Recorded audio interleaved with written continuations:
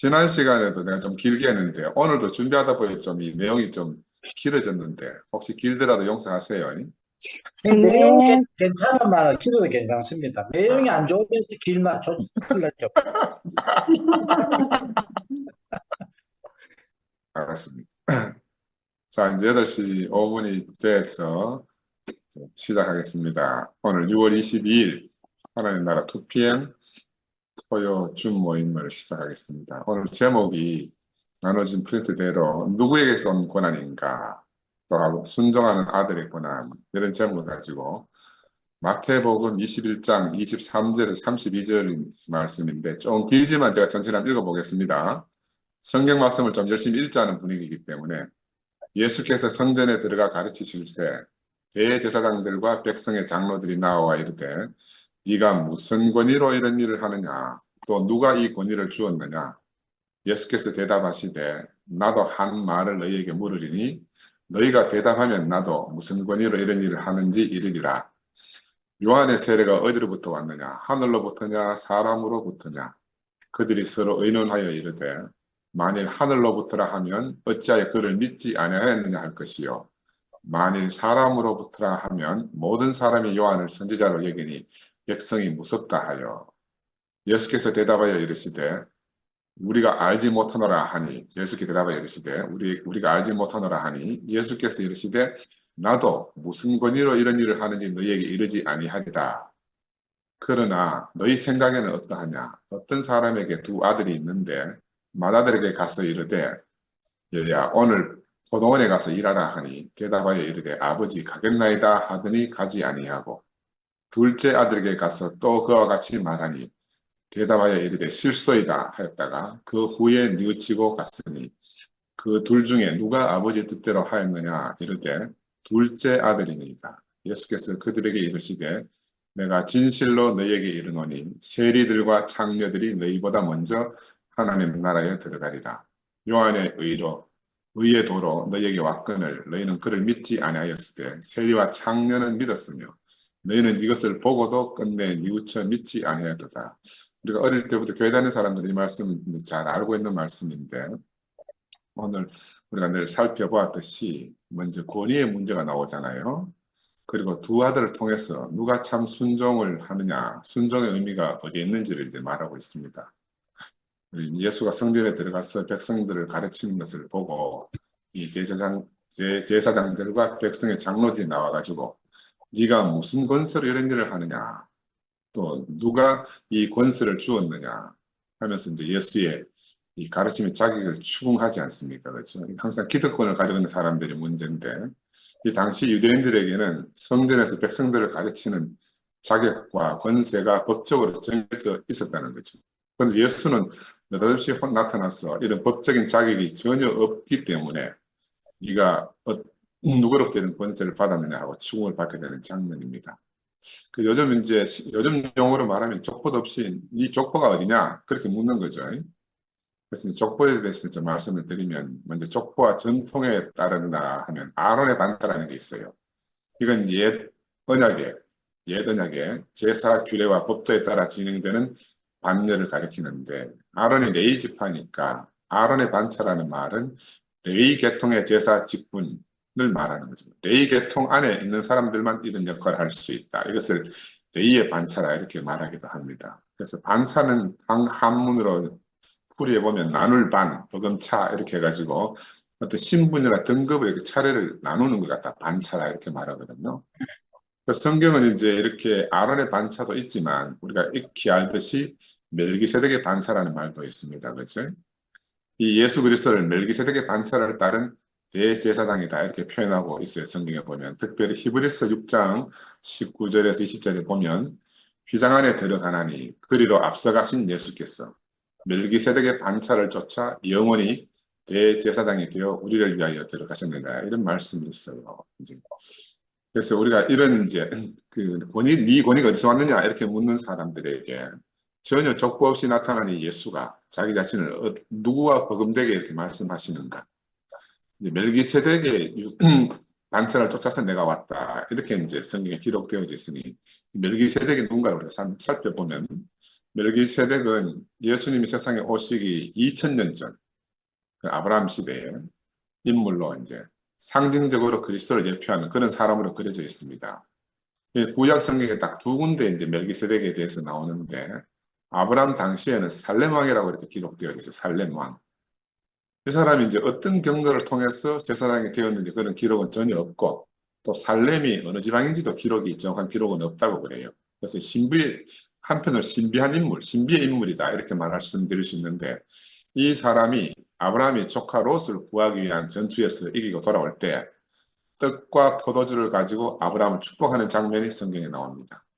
성경은 이 멜기세덱을 지극히 높으신 하나님의 제사장이다. 지극히 높으신 하나님의 제사장 직분을 가진 사람이다. 이렇게 표현해주고 있거든요. 창세기 14장 17절에서 20절 말씀을 보면 아브라함이 그돌라오멜과 그와 함께한 왕들을 파하고 돌아올 때에 살레망 멜기세덱이 떡과 포도주를 가지고 나왔으니 그는 지극히 높으신 하나님의 제사장이었더라. 그가 아브라함에게 축복하여 가로되 지극히 높으신 하나님이여 아브라함에게 복을 주옵소서. 너희 대적을 네 손에 붙이신 지극히 높으신 하나님을 찬송할지로다 하며 아브라함이 그 얻은 것에서 10분의 1을 멜기세덱에게 주었더라. 11조 이런 이야기들도 여기서 나오는데 그래서 왜 이제 이런 문제가 나오는가 하면 아브라함 당시에 그 아벨의 전통을 따라서 짐승을 잡아서 하나님께 제사를 드리는 그런 풍습이 아브라함 시대까지 계속 있었는데 이 멜기세덱은 짐승을 잡아서 하나님께 드린 것이 아니고 떡과 포도주를 제물로 삼아 제사를 드렸다. 그러니까 이게 이제 아론의 반차에 따른 사람의 제사하고 멜기세덱의 반차를 따르는 제사장의 제사하고 다르다는 거예요. 내용이 다르다.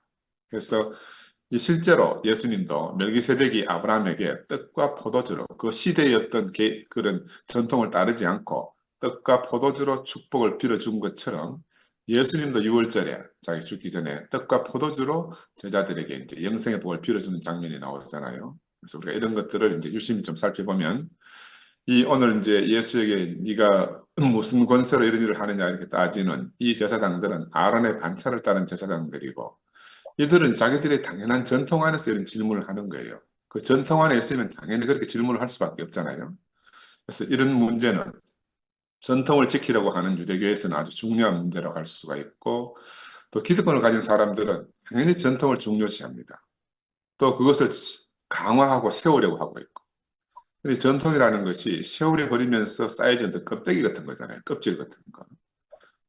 시간이 지나면 몸과 껍질이 구분이 되지 못하게 되는 거예요. 세월이 버리면 몸인지 껍데기인지 구분이 안 되는 형국에 빠지게 돼요. 그래서 몸은 잊어버리고 껍질만 고수하고 있는 이런 형국으로 변해버리는 거예요. 법도 마찬가지입니다. 우리 법의 역사를 보면 법이란 가난한 자를 보호하는 게 법인 줄 우리가 그렇게 알잖아요. 그렇지? 근데 사실은 가진 자를 가난한 자들의 폭력이나 위해로부터 보호하기 위해서 만들어진 게 법이라는 거예요. 이 법의 근원이. 가난한 자를 보호하기 위해서 만들어졌다고 우리는 알고 있는데 실제는 그렇지 않다는 거예요. 우리가 일상생활에서도 법에 호소하면 내 억울함이 당연히 해소될 줄 알지만 이게 너무너무 순진한 생각이라. 저도 법원에 몇 번 왔다 갔다 해보고 나니까 야, 법은 정의의 편이 아니에요. 법은 정의의 편이다. 이건 우리가 오해하는 거라. 지금 우리 대한민국에서 벌어지는 일을 봐도 이게 자명하잖아요. 지금 세상의 모든 범법자들은 다 국회에 가 있어. 이들이 국회에서 큰 소리 치고 도리어 난리잖아요. 나라만 그런가? 나라만 범법자들이 큰 소리 치는가? 우리가 살고 있는 곳을 봐도 마찬가지다. 그러니까 어디든지 인간이 사는 곳은 그 비슷하고 매 한 가지 같아요. 그래서 바울이 내가 날마다 죽는다라는 고백을 하는 것이 당연한 거라. 왜냐하면 우리가 이런 고백 안에 있지 않으면 우리도 금방 전통이라는 그 껍데기에 덮여가지고 생명이 다 죽어버리는 거예요. 그래서 우리가 예수의 죽음 안에서 매일 우리 자신의 죽음, 우리 자신을 그 죽음 안에서 우리 자신을 확인하는 이런 삶을 살아야 하는 것이 너무너무 당연해요. 하루만 지내도 우리 발에 굳은 살이 배기듯이 금방 우리는 어떤 껍질에 갇혀서 생명을 숨쉬지 못하게 하는 습성이 인간 안에 있는 거예요. 왜냐하면 우리 안에는 어쩔 수 없는 아담의 본성이 있기 때문에 이 아담의 본성을 가지고 사는 것을 망각하면 한순간 우리도 그렇게 전락합니다. 아, 내가 항상 아담 안에 있구나. 이 아담의 본성 안에 내가 파묻혀 사는구나 하는 것을 늘 기억하고 바울의 고백처럼 날마다 내가 죽노라. 내가 날마다 예수의 죽음 안에서 우리 인생을 찾지 않으면 안 된다. 근데 아멘. 불행하게도 예수 당시의 유대교는 이 하나님 계시의 종교에서 전통을 중시하는 그런 종교로 변질시켜 버렸잖아요. 이 변질 속에서 전통을 고수하기 위해서 예수를 죽인 거예요. 다른 이유가 없어. 근데 마찬가지로 지금 기독교도 그렇게 변질되어져 가고 있지 않습니까? 그렇죠? 그래서 이 변질된 기독교 속에서 예수는 박제화되고 그 박제화된 속에서 생명은 말살되어져 가는 거야. 마찬가지로 우리 처음 출발할 때 정말 신선하게 하나님의 계시 안에서 출발한 우리 대구교회 아닙니까? 그죠? 근데 우리도 세월이 흐르면서 어느덧 유일함을 자랑하면서 생명은 분리될 수 없다는 가장 기초적인 것을 우리가 망각했어요. 그래서 아멘. 자신들의 생각과 말만 옳다고 주장하고 선포하고 나와 너의 관계, 이 생명, 나와 너는 생명의 관계잖아요. 근데 이 나와 너의 관계를 나와 그것, 나와 그, 나와 그녀 이런 식으로 타자화하는 거라. 3인칭으로 전락시킨 거예요.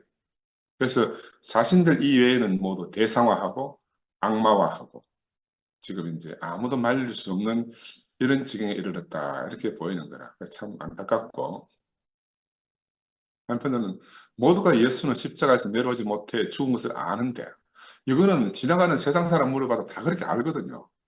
야, 그런데 본인들만 이 비밀을 안다고 지금 난리도 아닌 난리를 치는 거라.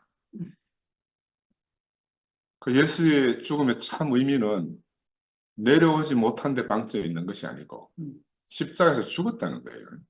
죽음의 방점이 있는 거예요. 죽었다는 거.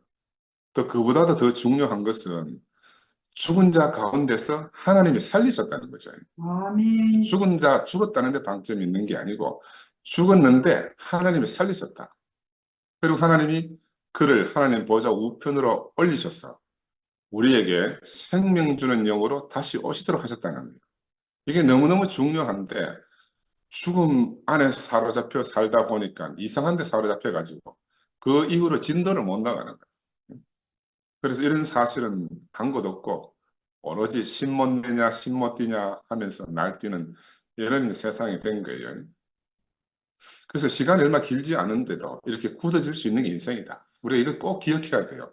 꼭 시간이 길다고 해서 전통의 라인으로 사로잡혀 굳어지는 게 아니고 시간이 짧아도 우리의 본성상 우리는 이렇게 될 수 있는 그 속성이 너무너무 자명하다. 그래서 누구 말을 들어봐도 이구동성 똑같은 말을 하고 우리가 전에는 예수의 생명 안에서 우리 각자가 자기 말을 하는데도 듣는 사람은 다 하나로 들린다는 그 놀랍도록 다양한 세계 속에서 우리가 살았잖아요. 그래서 예수 안에서 다 통일되게 하나로 그렇게 알아지는 그 놀라운 생명의 세계를 우리가 누리고 살았는데 지금은 획일화된 언어의 폭압 앞에서 이제 그런 다양성들이 다 사라져 버리게 되는 거죠. 그래서 이걸 보니까 야, 이거 정말 사람은 진짜 빈 그릇이구나. 무엇이 당기느냐가 아마 하루아침에 이렇게 싹 하루아침에 변해버린 거예요. 우리가 이렇게 되리라고 상상도 못한 거라.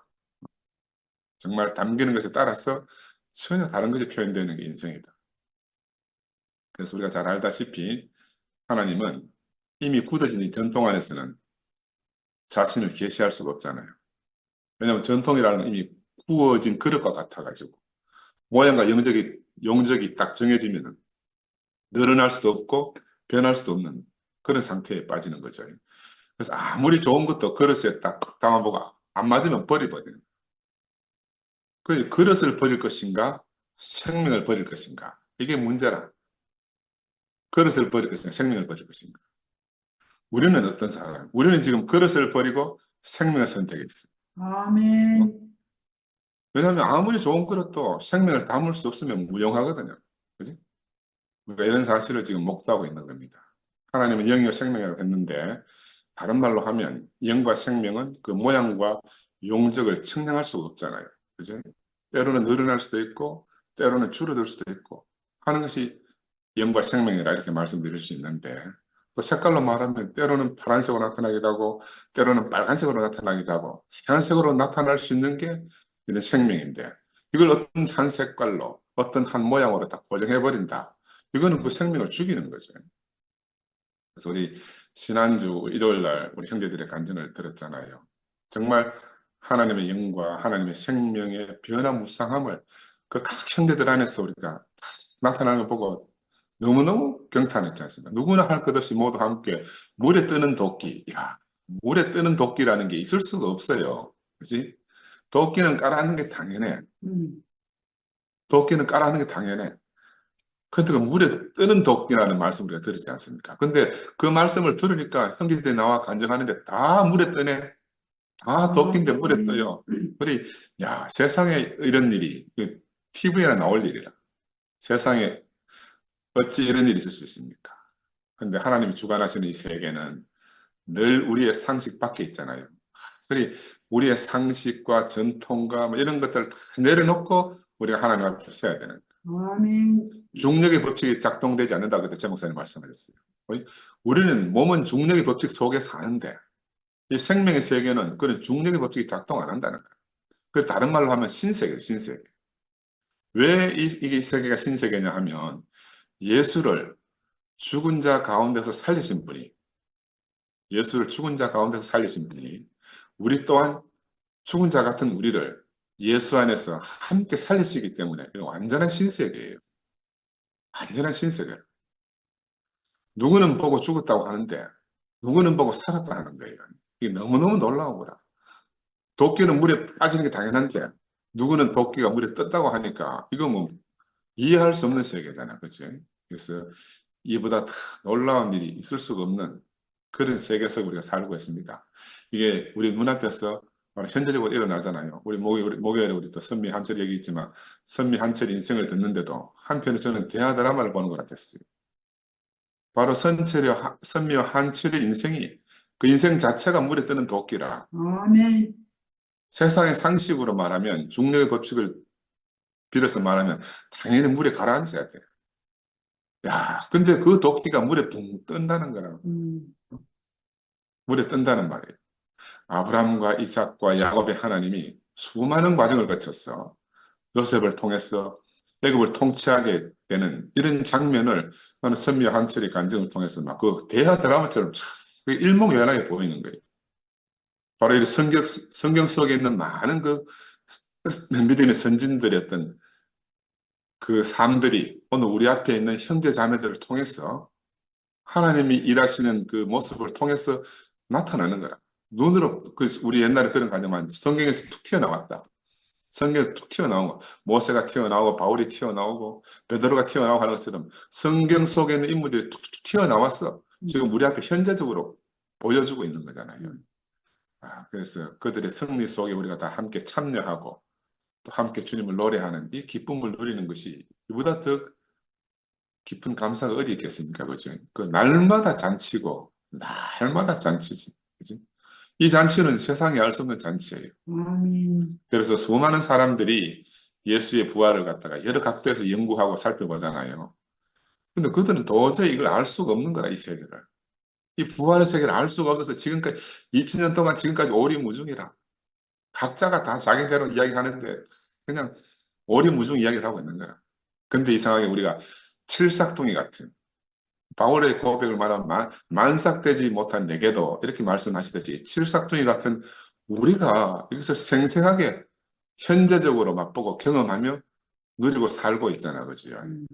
그래서 나는 이게 너무너무 감사해요. 아멘. 썩 없어진 우리 육의 몸이 신령한 몸으로 변한다 하는 바울의 고백을 우리가 알아들을 수 있게 된 거라. 음. 이 바울의 고백이 왜냐면 우리의 고백이 됐기 때문에 사람들은 생각하잖아요. 몸이 어떻게 변할 수 있는가? 몸이 어떻게 변할 수 있는가? 근데 바로 그 생명의 그리스도가 우리를 찾아오시면 우리가 그렇게 다 변한다는 거예요. 그 미래적인 사건이 아니고 지금 현재적으로 우리의 썩어 없어질 육의 몸이 바로 신령한 몸으로 우리 변한 삶을 우리가 지금 살아가고 있잖아요. 그 신령한 용도로 우리가 바뀌어진다는 겁니다. 부활의 몸. 근데 이걸 사람들이 너무 오해해가지고 알아듣지 못하고 있어요. 예수가 다시 살아나셨다 하면 어디 하고 물었다는 겁니다. 지금 눈앞에서 예수가 살아났음에도 불구하고 보이지 않으니까 이제 어디 하고 막 찾고 다니는 거예요. 각자 왜 그런가 하면 각자 자기 복음을 붙들고 있기 때문에. 그러니까 이 자기 복음을 붙들고 있고 문해력이 없으니까 문자주의자가 되는 거예요. 문자주의자. 그래서 문자 하나하나는 막 지키고 사는데 도대체 일어나는 현상은 볼 수가 없는 사람들이 됩니다. 아멘. 신령한 몸, 이 새로운 몸을 보지 못하는 많은 사람들이 저는 한편 진짜 너무너무 안타깝고 이게 방구석 신앙이라 방구석 신앙. 방구석 안에서 혼자 하는 신앙이라. 예수의 죽음으로 말미암아 휘장이 찢어져 가지고 더 이상 따로 숨을 곳이 없어졌음에도 불구하고 어디 숨을 곳이 없나 해서 방구석에 들어가 지금 찾고 있는 거라 하나님. 하나님 혹시 어디 그 숨어 있는가 싶어가지고. 그지? 물에 뜨는 도끼처럼 이미 모든 것이 드러나 있는 세상입니다. 드러나 있어요. 이 계시가 이미 우리 앞에 다 드러나 있고 우리가 그것을 보고 누리고 살고 있잖아요. 이거 마술도 아니에요. 공상도 아니다. 실제 안에 있지만 늘상 일어나는 일상이지만 왜 못 보는가 하면 전통과 기득권 세계에 속해 있기 때문에. 전통과 기득권 세계에 있기 때문에 이 속생명을 도저히 알 수 없고 경험할 수 없는 거예요. 그래서 얼마나 안타깝습니까? 그죠? 이 영과 생명은 모양도 부피도 없었어. 존재 자체로 그때그때 나타나니까 그때그때 나타날 때 못 보는 거라. 그 나타날 때 그때그때 봐야 되는데. 아멘. 그리고 우리 교회를 매일 가잖아요. 매일. 매일 밤마다 주의 모임을 들어오는 이유가 그때 나타날 때 안 보면 못 보니까. 그래서 이 하나님 생명이 어떠하면 자신들의 안정을 지키기 위해서 만든 이 전통이나 이런 것과 본질상 맞지 않는 거야. 그러니까 전통 안에서는 아무리 만나려고 해도 하나님 생명을 만날 수가 없어요. 왜냐하면 유대교 역사 안에서 보면 전통을 지키려니 제사장들과 서기관들, 하나님의 계시를 직접 받은 선지자들 간에 늘 마찰이 있는 걸 구약 성경에 보면 많이 나오잖아, 그렇지? 이런 맥락에서 보면 역사가 오래되면서 전통이 강화되고 또 자신들의 전통을 지키려 하다 보니까 하나님 계시를 받은 선지자들을 핍박하게 되고 이런 것들이 매일 죽이고 저주하고 하는 걸 반복하는 거예요. 마지막에는 이제 예수를 십자가 못 박는 일로 귀결되어 이제 종결이 되잖아, 그렇죠? 그래서 성경 우리에게 하는 말이 뭐냐 하면은 하나님은 아들 안에서 아들과 함께 나타나신다. 아들과 함께 나타나시고 우리에게 오신다. 사람들이 귀하게 여기고 이렇게 아주 충실히 보존하려고 하는 그런 전통과 각양 좋은 것들 안에서 오시는 것이 아니고 그런 것들은 뒤로 제쳐놓고 살아있는 아들과 함께 오신다. 이게 너무너무 중요한 사실입니다. 그래서 아들이 오기 전에는 잠시 성전도 있었고 율법도 있었고 많은 규례들이 있었어요. 근데 하나님이 나타나심에 이런 것들이 쓸모가 없게 된 거예요. 왜냐하면 이런 것들이 바로 그 아들을 죽이는 지경에 이르게 됐기 때문에. 그래서 하나님은 이 아들의 육체로 이런 전통이나 율법이나 각종 규례들을 다 폐하시고 오직 이 아들로서만 새로운 정통의 길을 내신 거예요. 정통의 길. 전통이 아니고 정통의 길을 내신 거라. 하나님께로 가는 정통의 길을 내신 거예요. 내가 길이다 하시는 이분을 통해서. 그래서 이 아들만이 살아있는 그릇이죠. 변화될 수 있는 그릇이라. 그 이 아들만이 영원한 우리에게 전통이 됐어요. 이 살아있는 이 아들이 그 자신의 생명으로 인해서 그 생명 자체의 신축성으로 인해서 늘 변화무쌍하게 나타나시는 거라. 그리고 우리 옛 전통 안에 있으면 우리 늘 변화무쌍하게 나타나시는 이분을 만날 수가 없는 거예요. 이 사도들은 바로 이 아들만을 전하고 세웠어. 그동안 유대교 안에서 지키던 그 많은 것들로부터 떠났잖아요. 그런데 전통을 고수하는 유대교로부터 그들은 떠났기 때문에 다시 핍박을 받게 되고 우리도 마찬가지입니다. 우리도 그러합니다. 우리도 이 그리스도 예수의 생명 이외의 모든 것에서 우리가 떠난 사람들이에요. 아멘. 우리는 그 생명의 성령의 법안에 매인받은 사람들 아닙니까? 그 생명에 반하는 어떤 것도 우리를 묶어둘 수가 없는 거야. 한편으로 우리는 생명 이외의 모든 것에서 자유한 사람들이에요. 그 어떤 것도 우리를 묶어둘 수가 없다. 그런데 이제 역사 안에서 보면 시간이 흐르면서 이 기독교는 사도시대 이후에 교부 시대로 넘어가면서 그리스도가 아닌 다른 것들을 받아들이게 됐잖아요. 그래서 그들만의 또다시 새로운 전통을 만들고 결국 또 아들은 십자가 못 박혀 죽고 부활하고 승천하셔서 우리에게 생명 주는 영으로 오신 이 아들은 또 이 아들의 생명은 또다시 뒤로 밀려가게 된 거야. 내가 지난번에 한번 예를 들어 말씀드렸잖아요. 시칠리아 가서 내가 본 건데, 유럽 성당의 첨탑 끝에 달린 십자가의 표식이, 십자가 하나만 달랑 있는 거는 제일 하급이라. 그 십자가에다 옆으로 횡으로 줄 하나 더 꺼가지고 주교 성당이 돼야 그보다 좀 높은 급이 되고, 거기에 옆으로 횡으로 세 줄이 되면, 교황이 방문한 성당이 되면은, 그 가장 급이 높은 성당이라 사람들이 그걸로 다 모이는 거라. 예수는 제일 하급이고, 그 다음에 주교 성당, 그보다 더 높은 거는 이제 교황이 방문한 성당이라. 참, 야, 근데 내가 그걸 보면 자기들은 참 그 좋다고 영광스럽다고 붙여놨는데 그 의미를 살짝 뒤집어 보면 너무 놀라운 거라. 응? 놀라운 거라. 그래, 자기들 속에서 세 줄 있는 성당에 다니느냐, 두 줄 있는 성당에 다니느냐, 그냥 십자가 한 개 달랑 있는 데 다니느냐, 어디에 다니고 싶겠어요? 예수는 죽어서 보이지 않고, 교황은 지금 살아가지고 내 앞에 있으니까, 당연히 교황이 방문한 그 성당에 막 다 몰려드는 거라. 그래서 참, 그게, 뭐, 그럴 수도 있겠다 생각이 들어요. 당장 눈앞에 있는 게 더 중요하잖아요. 음, 지금 우리 곁에 있는 어떤 사람들도 똑같은 형편이라, 예수는 어디로 밀려가고 없고요. 다 다른 것들로 대치됐어. 다른 걸로 다 대치됐어. 그런데 이 아들은 어디로 밀려갔는가? 저 하늘 높이 밀려가 버린 거예요. 하나님과 함께 땅에 오셨으나 있을 곳이 없게 된 거라. 기독교인들은 그를 하늘 높이 막, 그를 높이 숭상해가지고 하늘 높이 올려버렸잖아요. 다시는 땅으로 못 내려오도록. 지금 우리 AM 교회도 마찬가지입니다. 아들은 없고 무엇이 판치느냐? 아들에 관한 것만 판을 치고 있어요. 아들에 관한 것이 뭔가? 아들이 십자가에서 내려왔느냐? 음, 안 내려왔느냐? 음. 아들에 관한 엉뚱한 것들이 중요한 이슈가 된 거라. 그 이슈 때문에 아들이 사라져 버렸다니까. 안 내려왔다는 사람도, 못 내려왔다는 사람들도 사실은 다 본질에서 벗어난 거야.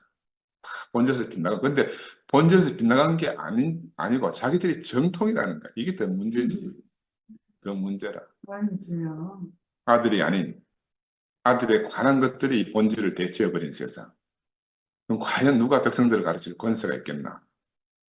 바로 그 아들이란 말입니다. 아들 이외에는 누구도 하나님 백성을 가르칠 수 있는 권세가 없다는 걸 오늘 성경 본문은 말씀하고 있어요. 아멘. 아들만이 아버지와 함께 오셨어.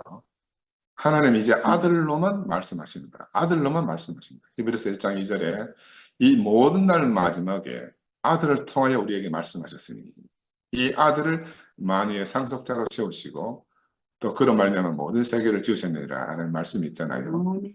그래서 아들 아닌 그 누구도 그 어떤 것도 하나님 백성을 가르칠 권위의 근거가 없다. 예수의 권위는 다른 말로 아들의 권위고 사도들의 권위도 바로 아들의 권위다. 이렇게 말씀드릴 수가 있어요. 그래서 예수와 사도들은 아들로 살았고 아들로 말씀하셨습니다.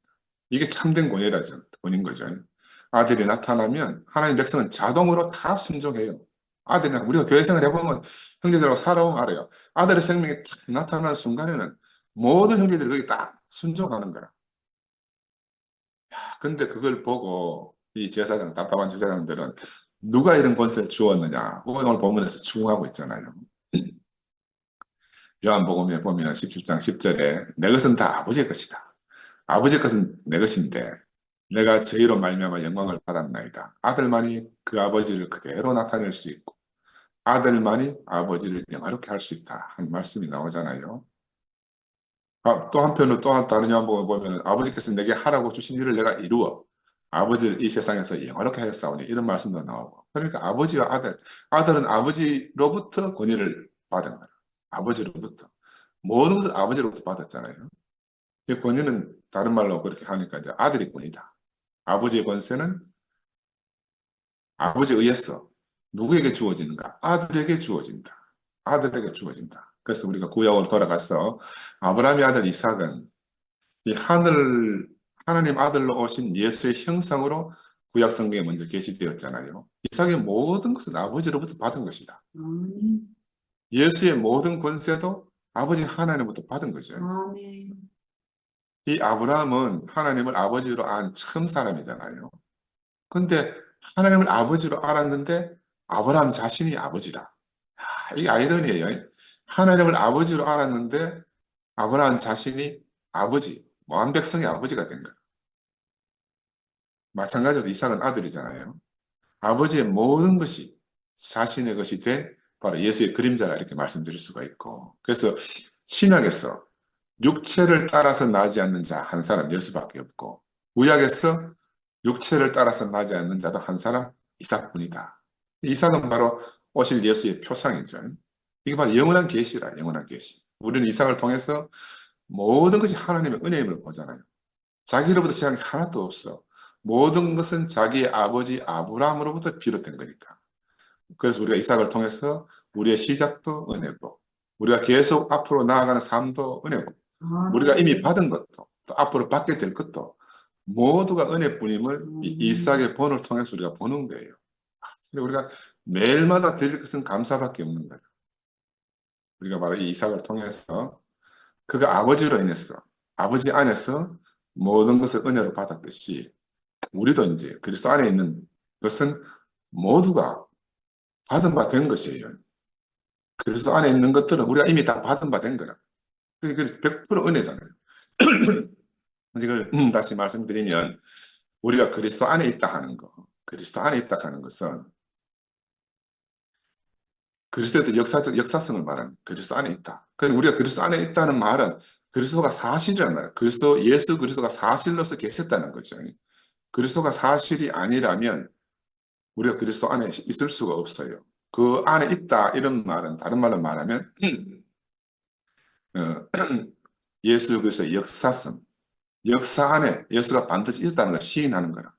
근데 또 우리가 그리스도가 우리 안에 있다 하는 것은 그리스도의 생명을 말하는 거예요. 하나는 역사성이고 하나는 생명인데 이걸 우리 꼭 구분해서 알 필요가 있는 것이 그리스도가 우리 안에 있다는 것은 예수의 생명이 우리 안에 있다는 거예요. 이걸 좀 더 풀이해보면 다른 말로 해보면 예수 그리스도께서 이루신 모든 것이 역사적 사실로서 우리의 것이 되었다 이 말이에요.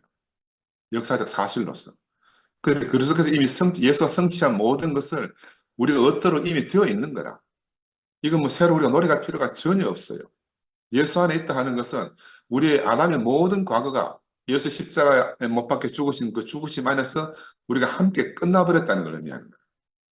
예수가 성취한 것, 죽음으로 성취한 것, 아담으로 인해서 생겨진 모든 것들을 갖다가 끝난 그 역사 안에 우리가 함께 있다는 거죠. 마찬가지로 이제 그리스도가 우리 안에 있다 하는 것은 이건 미래적인 일이다. 우리가 그리스도 안에 있다는 것은 과거 안에 있던 역사적인 것이고 그리스도가 우리 안에 있다 하는 것은 그리스도가 앞으로 우리 안에 계시면서 하실 수 있는 모든 것이 우리의 것이 되게 한다. 이게 다른 생명이 우리 안에 계시면서 그 예수의 생명으로 말미암아 그리스도의 생명으로 말미암아 우리가 무언가 발생하고 성장하고 얻는 것들을 다 우리의 것이 되도록 한다 하는 말이죠. 그래서 하나는 과거적 역사적 사실을 말하고 하나는 미래적인 것을 말하는 거예요. 근데 우리는 그냥 섞어 쓰잖아요. 내가 그리스도, 내가 예수가 아니야. 이걸 막 그냥 동격으로 비슷하게 쓰는데 사실은 좀 의미가 다를 수 있다. 그래서 우리가 그리스도 안에 있다는 것은 과거 그리스도께서 이룬 모든 일이 우리의 것이 되게 하고 그리스도가 우리 안에 계시다는 것은 오늘 그리스도의 어떠하심의 모든 것과 무궁한 생명의 그 능력의 모든 것이 우리의 것이 되게 하시는 거다. 이렇게 말씀드릴 수가 있어요. 그래서 이 예수 그리스도 안에서 하나님이 예비하신 모든 것이 바로 우리의 기업이고 우리의 권세가 되었습니다. 이걸 우리 절대로 잊어버리면 안 돼요. 우리가 할 건 아무것도 없어요. 아들은 아버지를 말미암아 모든 것을 받았고 우리는 예수로 인해서 그 아들 안에서 모든 것을 얻은 사람들이라.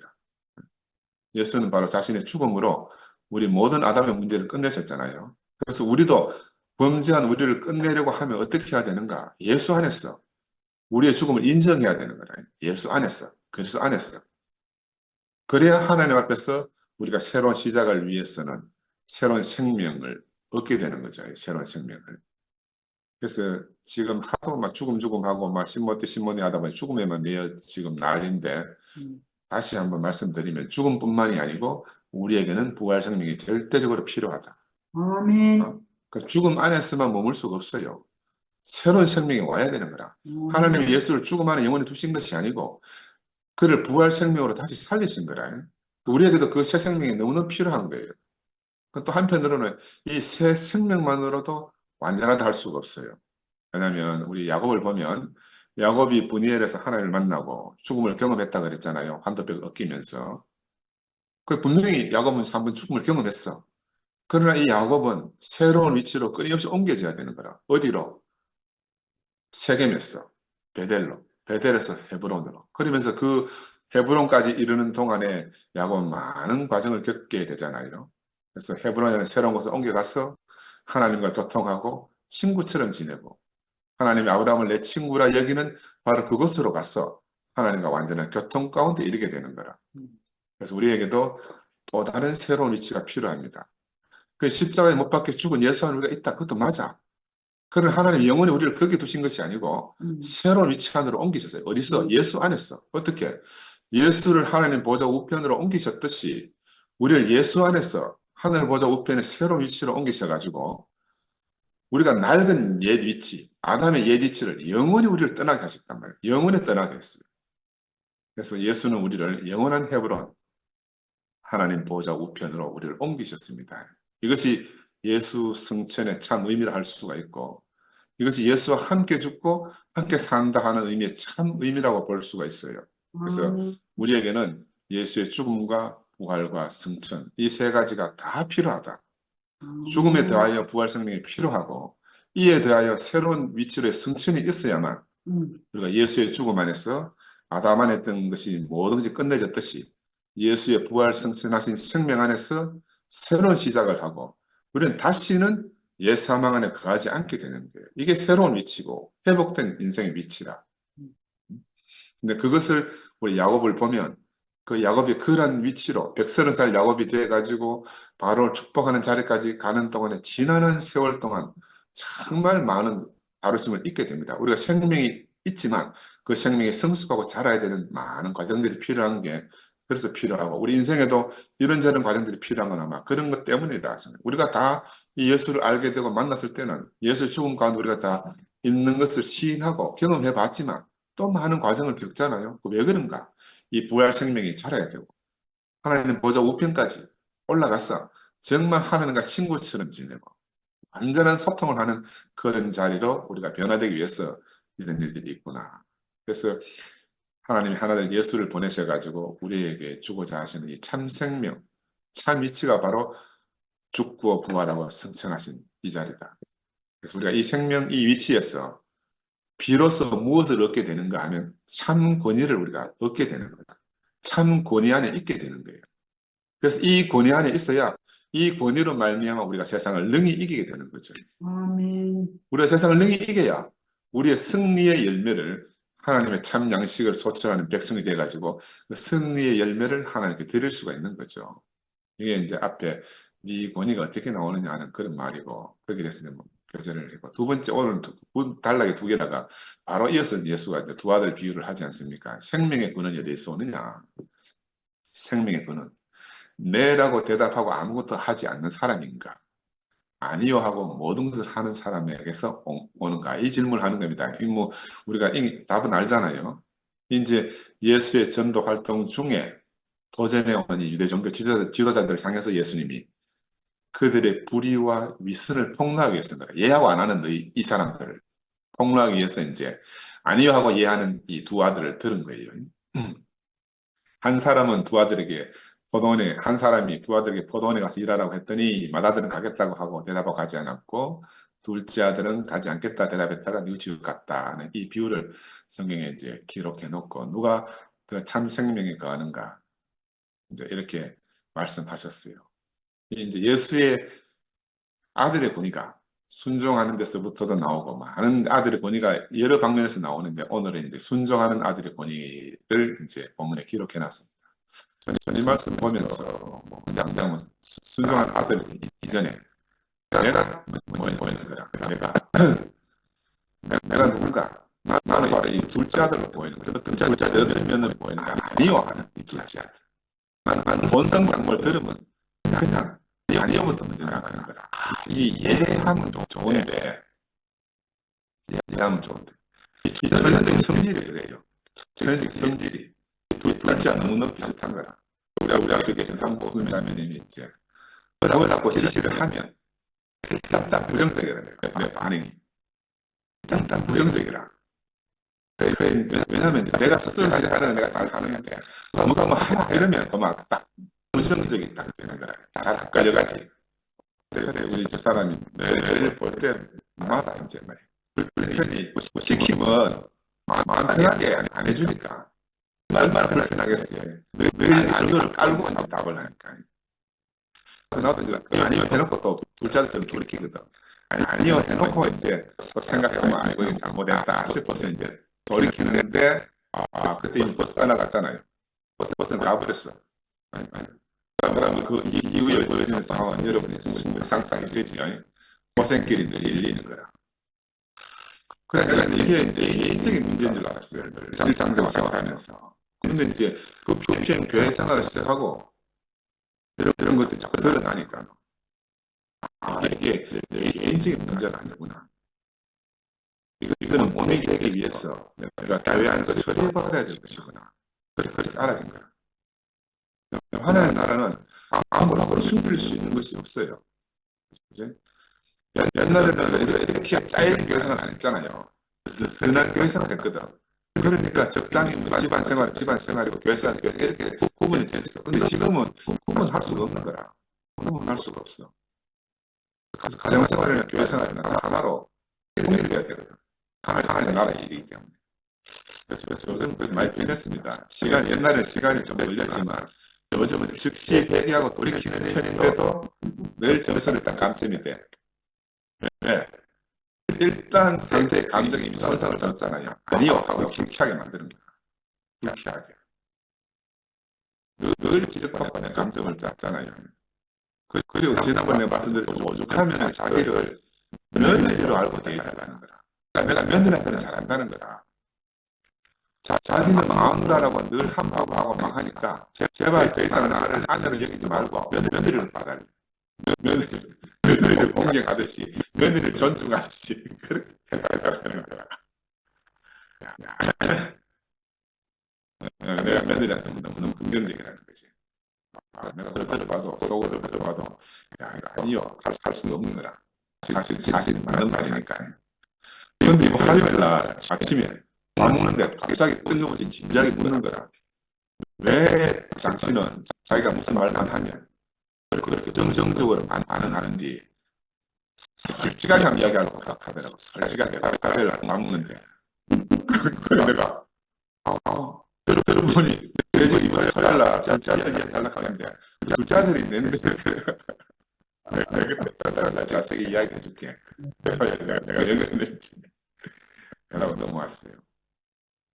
내가 오늘 둘째 아들이 본문을 읽으면서도 내가 그들하고 너무 똑같은 거라. 아버지 막 복장 터지게 아니요 하고 막 얘한 아버지 마음 얼마나 보고 좋겠어. 근데 본성상 아니고 툭 나오는 거라. 한국은 자매님은 오늘 이 이야기가 제가 듣기 알고 그 화요일 아침에 또 기가 막히게 그렇게 질문을 하잖아요. 야 이게 그냥 있는 일이 아니라 그냥 있는 일이 아니라. 그래서 내가 생각해 야 하나님 일하실 때 모양이다.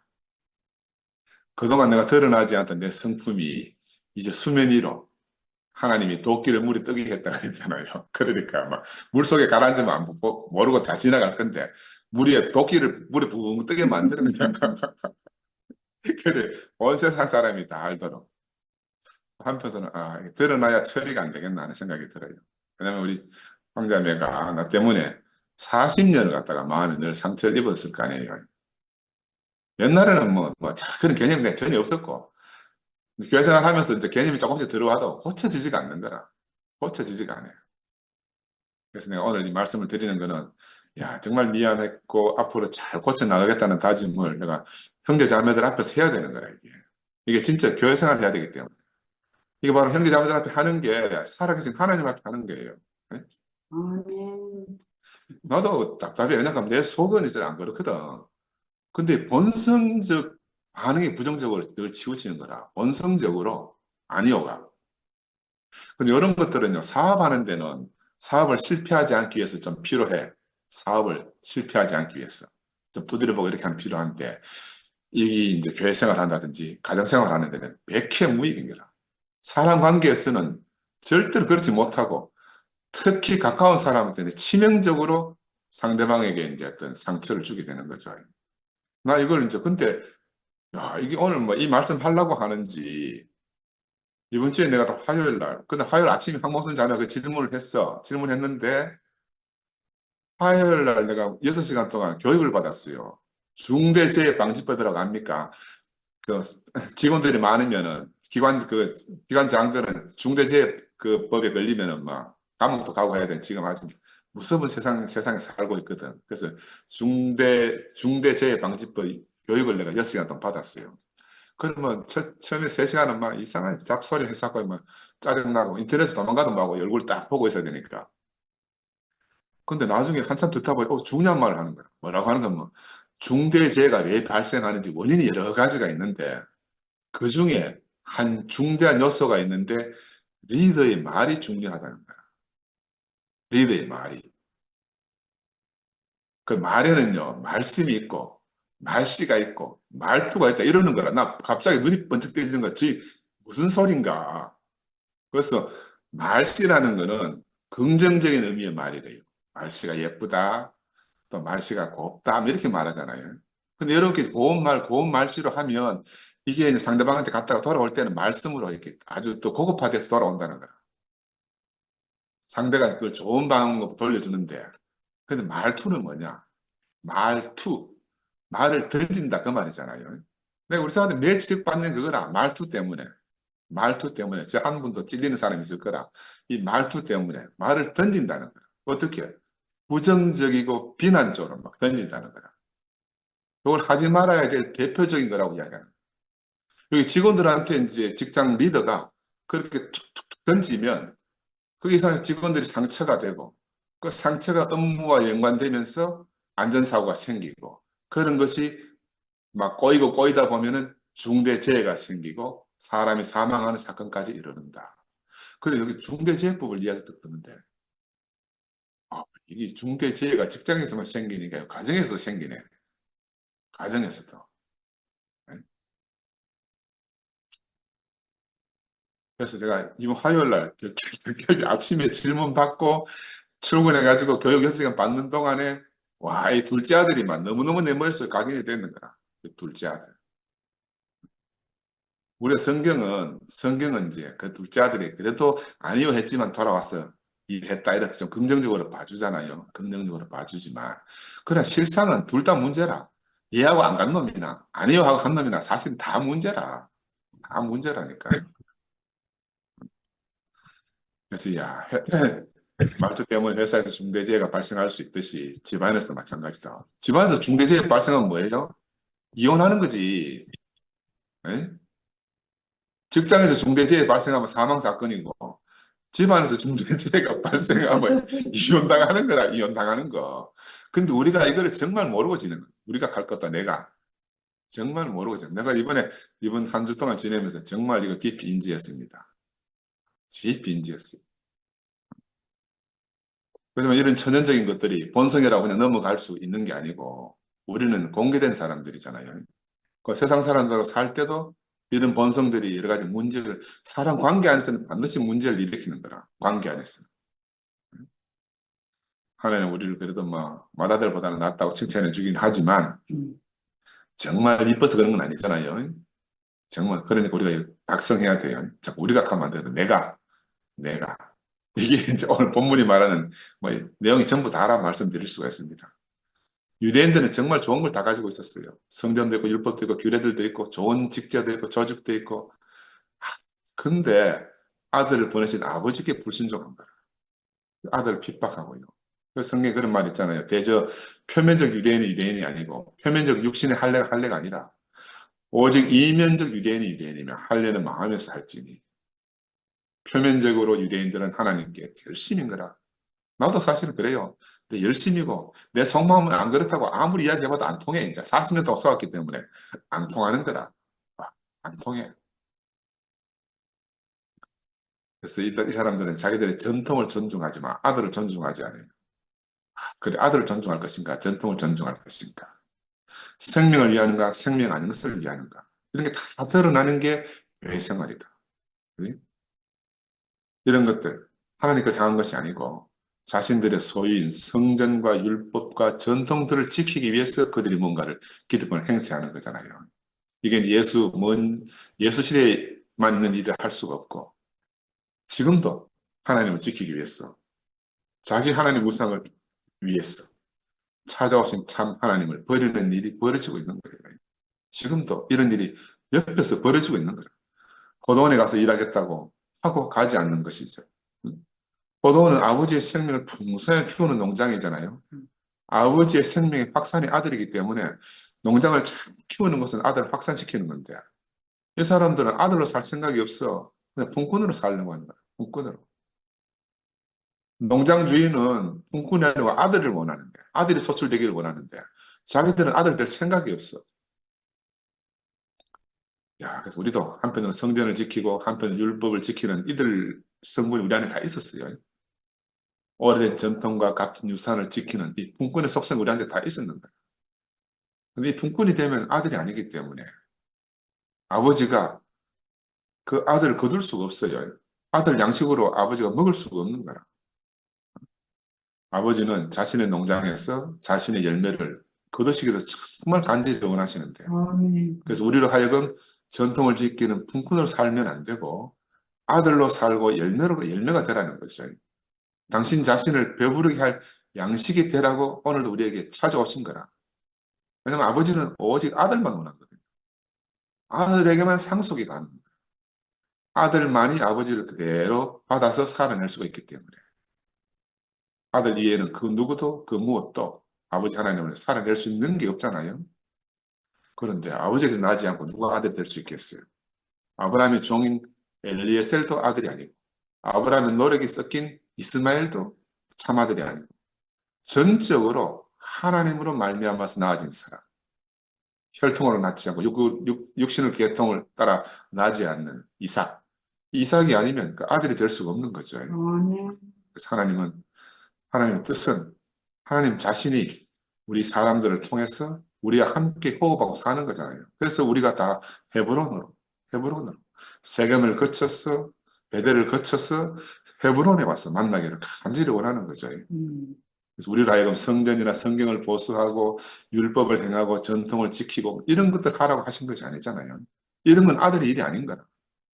아들 아니라도 할 사람이 세비렸어요. 그래서 참 아들은 어떤 길인가 이런 것들은 다 종의 길이기 때문에 국군들의 길이기 때문에 몫이기 때문에 그들에게 맡겨놓고 우리는 아버지의 아들로서 하나님 아버지의 후사로서 그렇게 살아야 됩니다. 그래서 하나님은 오직 아들로만 일을 하시는 분이에요. 아들로. 우리는 보고 있습니다. 오직 아들만이 아버지를 살아낸다는 것을. 우리 교회 안에 와서 형제 자매들을 통해서 그 장면을 매일마다 경험하고 살잖아요. 다른 길이 없어요. 다른 방법이 없어. 음. 아들이 아닌 것은 다 속이는 자고 싹꾼이다. 아들이라는 건 다 싹꾼이에요. 아멘. 우리는 이제 이런 것들을 분별할 수 있을 만큼 우리가 성장했습니다. 왜냐하면 이삭이 젖될 때가 되니까 하나님이 사라를 통해서 이스마엘을 내보내라고 하신 거예요. 이삭이 태어났다고 이스마엘이 나가는 게 아니에요. 이삭이 젖될 때가 됐어. 이삭의 생명이 이제 스스로 서고 걸을 수 있게 될 때야, 그래 돼야만 이스마엘이 나가는 거라. 그 우리의 생명이 반드시 젖을 때고 스스로 설 수 있고 걸어갈 수 있어야 돼요. 그래야 우리 안에는 이스마엘이 물러가게 되는 거예요. 아멘. 이삭의 생명이 자라면 이스마엘은 자동으로 물러간다. 순종은 아들의 길이고 아들만이 아버지를 대신할 수 있습니다. 나는 우리 육신의 아들들, 우리 아들 둘이 있는데 그 아들들 늘 지켜보고 있으면 야 이게 아버지 아들의 관계구나 알아져요. 이거는 배워서 하는 게 아니라 뭐 가르친 게 아무것도 없지. 그냥 받은 생명으로 나를 대신해 사는 걸 이렇게 보잖아요. 그럼 너무너무 기특해. 그래서 받은 생명으로 날 대신 사는 거라. 그 아들을 통해서 바로 이 생명의 원칙을 보는 거죠. 그래서 내가 아들이 나보다 낫구나라는 생각이 들 때마다 어떤 생각이 드는가 하면 하나님이 예수를 보고 너희는 사랑하는 자 내 아들 이 아들의 말을 들으라 하는 하나님의 음성이 바로 내 귓가에 정정이 울려 퍼지는 거야. 이 바로 생명의 관계예요. 생명의 관계. 가르치고 배우는 관계가 아니고 생명으로 나아진 관계잖아, 그지? 그래서 제사장들과 서기관들이 예수께 계속 묻잖아요. 네가 무슨 권세로 성전의 전통을 뒤엎느냐? 네가 어디서 권세를 받아가지고 백성들을 가르치느냐? 네가 이것을 누구한테 허락받았느냐? 그들은 자기 지켜야 될 전통 직무니까는 막 계속 따지는 거라. 어디 족보 없는 게 나타나가 이런 일을 하느냐고 막 지금 책망하고 핍박하고 비난하고 있잖아요. 근데 우리 예수님은 그런 것들과 아무 상관이 없이 뭐 비난하든지 말든지 아들의 권세로 아버지의 거처를 싹 성전을 깨끗이 정리하고 아버지의 백성을 가르치고 있는 장면이 우리에게 많은 것을 시사해주고 있는 거예요. 우리의 길은 하나뿐입니다. 아들로 오신 바로 이 주님을 믿고 그를 영접하고 그를 우리 자신으로 살아내가지고 하나님 아버지의 농장이 됨으로 아버지를 나타내고 아들로 성전이 되고 아들로 아버지를 대신하여 가르치고 아들로 모든 것을 폐하고 아들의 권세를 세웠어. 이제 아들의 나라가 이 땅에 도래하게 하는 게 바로 우리들의 임무라 말할 수 있어요. 그래서 아멘. 아들은 포도나무고 우리는 농장이고 아버지는 농부다. 아들을 키우는 것이 아버지의 일이고 아버지의 뜻이라. 그 아버지는 지금도 우리 안에서 당신의 아들이 무럭무럭 잘 자랐어. 열매를 맺기를 간절히 원하고 계시는 거죠. 누가 참 아들의 권세를 갖는가? 바로 순종하는 아들. 아버지 안에서 아버지의 생명을 받아서 사는 이 아들만이 참 권세를 갖는다. 그래서 이 권세를 가지고 오는 아들. 이 첫 번째 비유가 이제 순종하는 자인데, 이 순종은 생명 안에 있는 게 순종이라. 그지? 이런 세계로 참 권세를 가지고 오신 아들의 세계 안으로 우리를 부르신 주님을 찬양합니다. 아멘. 아멘.